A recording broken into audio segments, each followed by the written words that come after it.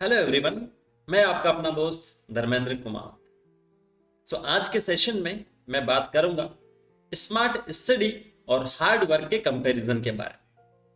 कुछ ऐसे पॉइंट्स मैं आपको बताऊंगा जिससे आप स्मार्ट स्टडी कर सकते हैं, लेकिन उसके लिए आपको कुछ दिन का समय चाहिए। जो भी टिप्स मैं यहां से बता रहा हूं वो एक दिन में आप नहीं कर पाएंगे। उसके लिए 8 दिन, 10 दिन या 15 दिन का समय आपको लगेगा। अगर उसे आप कंटिन्यू फॉलो करते हैं तो हार्डवर्क करके सारा सब कुछ अचीव नहीं किया जा सकता है। आप कठिन परिश्रम कर रहे हैं लेकिन फिर भी उसका परिणाम आपको नहीं मिल रहा है, तो कहीं ना कहीं आपके द्वारा बनाई गई जो रणनीति है, जो स्ट्रेटजी है, वो फेल हो रही है, या आप बिना रणनीति के काम कर रहे हैं। ठीक है, तो वो जो रणनीति है स्मार्ट स्टडी करने की, वो यहां पर मैं डिस्कस करूंगा 8 पॉइंट की मदद से। आप उसे कुछ दिनों के लिए ट्राई कीजिए। अगर आपको वहां से हेल्प नहीं मिलती तो आप कमेंट करके मुझे बता। स्टार्ट अपन करते हैं प्रथम पॉइंट से, फर्स्ट पॉइंट से, कि अगर आप मोटिवेट नहीं है फिर भी शुरू करें। आपको लग रहा है कि आपका पढ़ाई का मूड नहीं हो रहा है, बुक खोलने का मूड नहीं है, लेकिन फिर भी आप बुक को खोल के, नोटबुक को खोल के आप पढ़ना शुरू कीजिए।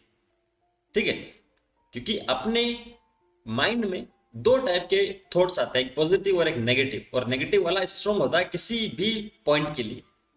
ठीक है, वो बहानेबाजी शुरू कर देता है। अगर आपके दिमाग में आ रहा है कि पढ़ाई नहीं करनी है तो पॉजिटिव वाला धीमे धीमे काम करेगा, लेकिन नेगेटिव वाला बहुत फास्ट काम करेगा। बोले नींद आ रही है, भूख लग रही है, खाना खाना है, घूमने जाना है, सोशल साइट्स जो है उसे काम में लेना है, व्हाट्सएप, फेसबुक, ऐसे बहुत सारे थॉट्स आपके दिमाग में उसी टाइम आ जाएंगे जब आपका मूड नहीं है पढ़ाई करने का। तो जबकि पॉजिटिव धीमे धीमे काम करता है, लेकिन वो अगर काम करना शुरू कर दे पॉजिटिव थॉट तो फिर आप अचीव कर सकते हैं अपना गोल। तो अगर आप मोटिवेट नहीं है लेकिन फिर भी शुरू कीजिए कुछ दिन के लिए, 10 दिन, 15 दिन के लिए, अपने आप से आपकी हैबिट अच्छी हो जाएगी। क्लियर है? सेकंड, लेस डिसीजन, कम निर्णय। निर्णय लेने में काफी प्रॉब्लम्स आती है स्टूडेंट्स। आपको सोचना नहीं है ज्यादा कि मुझे वो टॉपिक्स भी पढ़ने हैं, मुझे वो बुक भी पढ़नी है, मुझे वो नोटबुक भी पढ़नी। आपको आज के बारे में सोचना है, अगले जो 2 या 3 घंटे या जितने भी स्टडी आप करने वाले हैं उसके बारे में आपको सोचना है। क्लियर है? तो आपको जो डिसीजन है, जिस समय का आप काम में लेने, यूटिलाइज करने वाले जिस समय को, केवल उसी का आप निर्णय लें। आगे आने वाले कल, वीक या जो मंथ है उसके बारे में आप ना सोचें। नेक्स्ट स्टेप है हाई गोल्स। ठीक है, हाई गोल्स का सिंपल सा मतलब है अपने गोल ऊंचे रखें। कैसे? आपने स्कूल में देखा होगा, फील भी किया होगा, महसूस भी किया होगा कि आप 80% का अपने माइंड में लेके चलते हैं। तो 80 की जगह आपका हो सकता है 75 बन जाए, हो सकता है 70% यहां से बन जाए। तो जितना आप सोचते हैं उतना कभी भी आपको नहीं मिला। क्लियर है? ऐसा 90% स्टूडेंट के साथ होता है। तो आपको गोल्स हाई रखने हैं पहले से। ये नहीं कि मैं 80% की तैयारी करूंगा तो मुझे 75 तो मिल ही जाएंगे, नहीं। तो आपका कहीं ना कहीं जो गोल है वो 75 या 85, तो बस आपने अपने ब्रेन को डाइवर्ट किया है। आपको अपना जो गोल है 90% फिक्स करना है, या जो भी आपका गोल है 85 फिक्स करना है। बोले मुझे इतना तो स्कोर करना ही है, मैं इतना तो करूंगा, चाहे कोई सा भी एग्जाम हो, स्कूल हो, कॉम्पिटेटिव एग्जाम हो, चाहे कोई सा भी एग्जाम हो, गोल्स आपको हाई रखने हैं। क्लियर है? नेक्स्ट, समय सीमा, डेडलाइंस जिसे अपन बोलते हैं, वो आपको फिक्स करनी है। मान लो आप डेली 24 आवर्स में से 7 आवर्स की स्टडी आप कर रहे हैं, 7 घंटे आप पढ़ाई कर रहे हैं, लेकिन उन 7 घंटों में जरूरी नहीं है कि आपने जो सोचा आप सारा ही पढ़ लें। कुछ स्टूडेंट्स जो होते हैं उन 7 घंटों में एक टॉपिक ही कवर कर पाते हैं, और कुछ जो स्टूडेंट्स होते हैं वो इन 7 घंटों में 3 सब्जेक्ट के 3 टॉपिक या 3 चैप्टर कंप्लीट कर लेते हैं। तो ऐसा क्यों? ऐसा इसीलिए कि वो पहले से अपनी समय सीमा को फिक्स करके रखते हैं। डेडलाइंस उनके पास होती है कि आने वाले 12 बजे मैं पढ़ने बैठा हूं, तो आने वाले 2 घंटों में या 2 बजे तक मुझे इस टॉपिक को कंप्लीट करना है। तो वो समय सीमा आपके पास होगी तो आपका माइंड अपने आप से उसे कंप्लीट करने के लिए तेजी से काम करेगा। और साइंस भी कहती है फास्ट काम करेगा, उसकी प्रोसेसिंग जो टाइम है, जो प्रोसेसिंग करने का जो उसका मेथड है वो यहाँ से फास्ट हो जाएगा। वो जल्दी जल्दी चीजों को सीखने की कोशिश करेगा, जल्दी जल्दी उन्हें वहां से खत्म करने की कोशिश करेगा और जल्दी जल्दी उस चैप्टर को कंप्लीट करने की वो कोशिश करेगा, अगर आपके पास डेडलाइन है तो। नहीं तो आपको बोल दिया गया, मान लीजिए कि एक स्टूडेंट को बोला गया है कि आपको 2 चैप्टर 1 महीने में कंप्लीट करने हैं, और दूसरे स्टूडेंट को बोला है कि आपको, सेकंड टाइप का जो स्टूडेंट है उसे बोला कि आपको 15 दिन में कंप्लीट करने हैं। तो 2 चैप्टर कोई बड़ी बात नहीं है, लेकिन पहले कौन करेगा? जो सेकंड स्टूडेंट है वो। क्लियर है?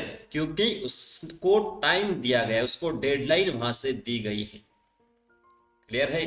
तो ये आपको करना है, सबसे जरूरी पॉइंट यही है। ऐसा आप बार बार कंटिन्यूसली करेंगे तो एक टाइम ऐसा आएगा कि आप भी स्मार्ट स्टडी करने लगेंगे, कम समय में ज्यादा चीजों को सीखने लगेंगे। Next, manage energy plus time. ये तो आपको सभी बताते हैं कि टाइम को मैनेज करना सीखें। 3 घंटे आप पढ़ रहे हैं तो उसमें आपको क्या क्या पढ़ना है ये आपको सब बताते हैं, लेकिन बड़ी बात और इंपॉर्टेंट बात यह है कि अपनी एनर्जी को कैसे मैनेज करेंगे आप। आज के टाइम में जब सोशल मीडिया का जो समय है, सुबह उठते हैं आप मान लीजिए 6 बजे, तो सबसे पहले काम आप यही करते हैं, अपना मोबाइल फोन देखते हैं, और कम से भी कम 10 से 15 मिनट आप उससे देखेंगे। उसके बाद में आप दूसरा काम करेंगे, चाहे मुंह धोने से लेकर, फ्रेश होने से लेकर, ब्रेकफास्ट से लेकर, वो जो सारा काम है वो इसके बाद में आएगा। तो अपन सो रहे हैं, इसका मतलब क्या है? अपन ने जो एनर्जी लॉस की है 16 घंटे 18 घंटे में, उसे आप वापस से 6 से 8 घंटे की नींद में वापस से रिस्टोर कर रहे हो आप अपनी बॉडी में। तो सबसे ज्यादा एनर्जी कब होगी? जब आप सुबह सुबह मॉर्निंग में उठेंगे तब। और आपने उसे वेस्ट कर दिया कहाँ? यहां। हो सकता है आपने जो भी सोशल साइट्स यूज में ली है उस पर आपने कुछ ऐसा देखा हो जिससे आपका मूड सही ना हो। क्लियर है? कुछ ऐसे मैसेजेस आपने देखे हैं जिससे आपकी पढ़ने की इच्छा ना हो, उठने की इच्छा ना हो, वापस से आप सो जाओ। ऐसा पॉसिबल है और ऐसा होता है बहुत सारे स्टूडेंट के साथ में। तो आपको अपनी एनर्जी को मैनेज करना है। वो कैसे करेंगे? वो सब के लिए अलग अलग है। कोई जल्दी उठ के पढ़ता है, कोई लेट तक पढ़ता है, कोई दिन में पढ़ता है, कोई शाम में पढ़ता है। ठीक है? आपको एनर्जी, मान लीजिए आपको 8 घंटे पढ़ने हैं टोटल, तो आप कैसे कर सकते हैं? या तो 3+3+2 कर सकते हैं। 3 घंटे अलग, 3 घंटे अलग, 2 घंटे अलग। अब इन 3 घंटों में भी आप क्या कर सकते हैं? 1.25 1.25, 1 घंटा 25 मिनट, 1 घंटा 25 मिनट, और इसमें आपने ब्रेक ले लिया है 5 से 10 मिनट का। ब्रेक भी जरूरी है। ठीक है? सेम ऐसा है आपने इसके अंदर किया, इसमें आपने 2 को 1+1 कर लिया, या 55+55, 5 मिनट का ब्रेक इसके अंदर ले लिया, क्योंकि उससे मूड फ्रेश रहेगा, तो आप अच्छे से चीजों को सीखेंगे, जल्दी से चीजों को सीखेंगे।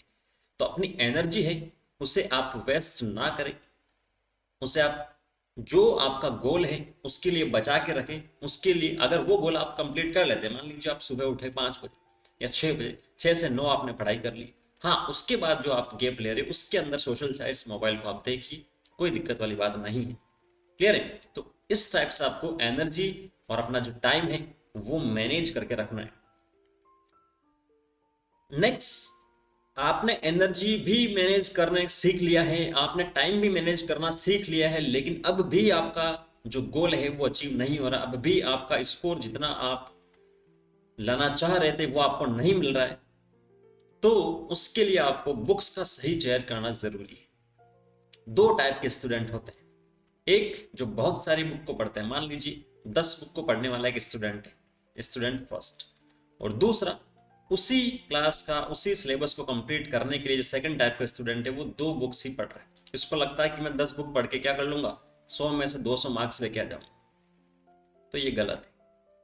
मतलब इसको लगता है कि ज्यादा बुक पढ़ने से ज्यादा कॉन्सेप्ट क्लियर होंगे और ज्यादा मार्क्स उसके आएंगे, तो ये गलत सोच है उसकी।